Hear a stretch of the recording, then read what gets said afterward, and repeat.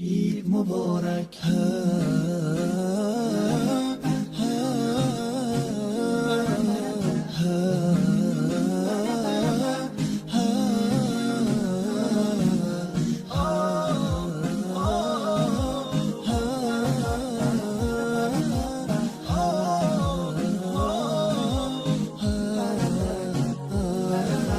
هدیه رب تبارک بر شما، عید فطر آمد مبارک بر شما.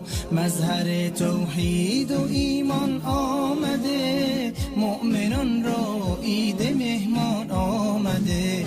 یک ندا آید برای مؤمنان، مژده بخشش ز سوی آسمان. روزداران آمده عید سعید، آن که باشد بر دل مؤمن نوید.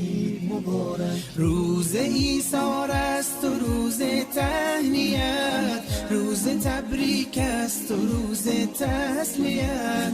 تسلیت بر روز خاران می شود، تهنیت بر روز داران می شود. عید فطر آغاز فصل بندگی است، تا بشه فضل خدا بر زندگی است. ای که هستی طالب احسان رب، باز آ در وادی رضوان رب، باز آ در وادی رضوان رب. عید مبارک.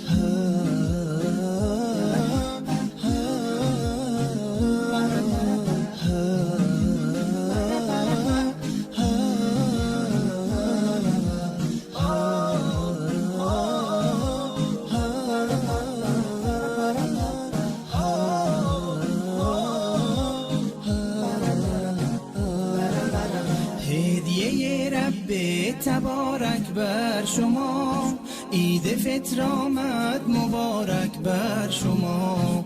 مظهر توحید و ایمان آمده، مؤمن